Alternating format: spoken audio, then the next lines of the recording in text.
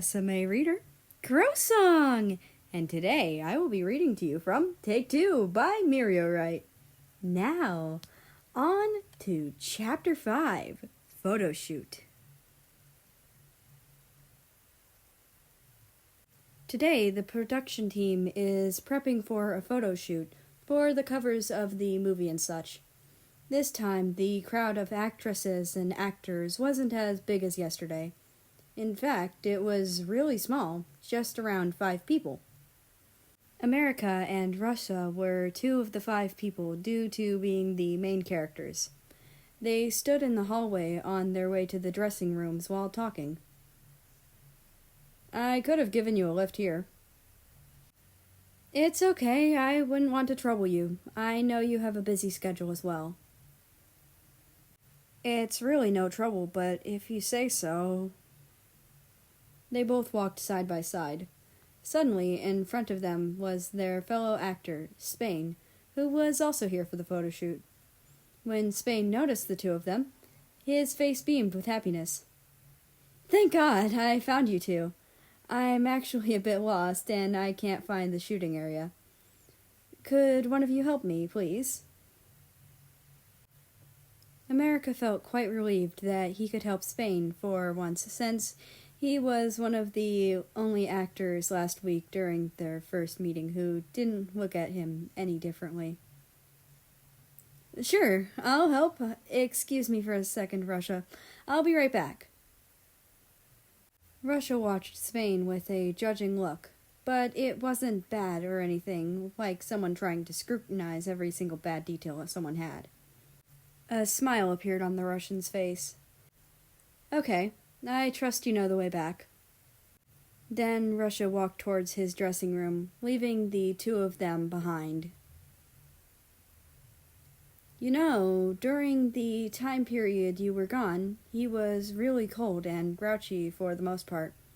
Whoever worked with him would be scared to death, and it's kind of glad to know he calmed down. I'm pretty sure it's because you're back, and I guess he's happy to have his good friend back. America raised an eyebrow as they started walking. Really? Spain nodded again. Yeah, I'm sure he was super annoyed yesterday when that random actor started to say some bad things about you, so I can totally understand why he'd retort back. You have a really nice friend. You think so? America chuckled a little. There was a hint of bitterness in his tone. America continued. I've been meaning to ask. Don't you feel uncomfortable being around me? You know, because of the rumors and stuff? No, not really. There wasn't any proof you actually did it. Though I'm sure some of the people find it suspicious since you left without defending yourself at all. Well, until anything is confirmed, I'll just stick to being friends with everyone, Spain said with a gentle smile. Soon they reached the shooting area where they parted ways for now. America went back into his dressing room and ate the food he brought. It was Japan's cooking that she'd give him every so often. Even when America never told anyone his address while he was gone, she somehow still managed to send the lunches, which kind of worried the American. Suddenly, his dressing room door opened a little, and a head peeked in. Can I come in? The Russian asked. America smiled as he unwrapped the candy he got along with the lunch. Sure. Russia plopped down next to America and watched him fumble around. His eyes eventually shifted to the lunch that Japan sent. It was unclear what expression he was making right now. The shorter male noticed the weird expression. What's wrong? Nothing. The taller male whipped his head away. America shrugged and continued to chew on the candy. After a while of awkward silence, Russia didn't want to face America again. America didn't know what to say. I'm a bit sleepy, he muttered as he slowly dozed off. America woke up to a familiar Russian accent calling him. It's almost time for the photo shoot. You should wake up. Ah, okay, he said as he rubbed his eyes. Then he realized he had accidentally dozed off on the taller male's shoulder. But it didn't seem like Russia was going to mention it, so he shut his mouth. Russia got up abruptly. I'll get some water. I'll be right back, he said as he left the room, leaving a bleary-eyed American alone. It's almost time for the shoot. I should really get ready. The American got up and took off his shirt. Then suddenly the door opened. Russia entered. His eyes widened a little. He immediately turned around and slammed the door again. But then he remembered something and entered the room again, and placed a bottle of water on the table.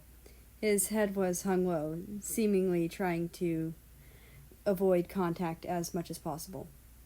Russia then speed-walked to the door and slammed it shut again. What's up with him? After he was done, he exited the dressing room to see Russia with his head hung low. America couldn't pinpoint his expression. Throughout the entire walk to the set, the Russian didn't even spare a glance once, which was quite odd. When they entered the set, the staff immediately directed them to the photo area, where they instructed the two actors on how to pose and such.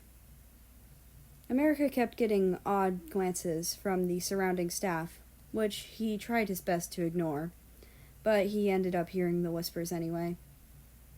More or less, they were talking generally about, he only has face, I can't believe they even let him act in the movie, and so on. And so the two of them did the photo shoot with stunning results. In one of the in-between, while changing the set, background, and props, the lighting stand accidentally tripped over, falling straight towards America. By the time he noticed, it was too late, and the light stand came crashing down. But when America opened his eyes, he was fine. Instead, he was on the ground, being pressed against something heavy. An arm was wrapped around his waist as the American's vision cleared a little, and he realized on top of him was Russia, who helped him avoid the lighting stand. His face went bright red. Are you okay? His voice was right next to his ear, making him tremble slightly. I'm fine. The staff immediately rushed towards them to help them up. Luckily, both of them only had minor injuries. The staff apologized profusely for the accident. Thinking about the accident again, America became extremely flustered once again. What's going on? Stop it, stop it. Stop thinking about it. He just helped you because he could. America internally scolded himself. America glanced over at the taller male again, only to whip his head around and attempt to cover his face with his hands. And that's the end of this chapter. I hope you enjoyed it. Anyway, I'd like to invite you to join the Discord, which is linked down in the description below. That being said, I hope you have a nice rest of your day, night, or whatever it is for you. Just enjoy your time. And I will see you tomorrow.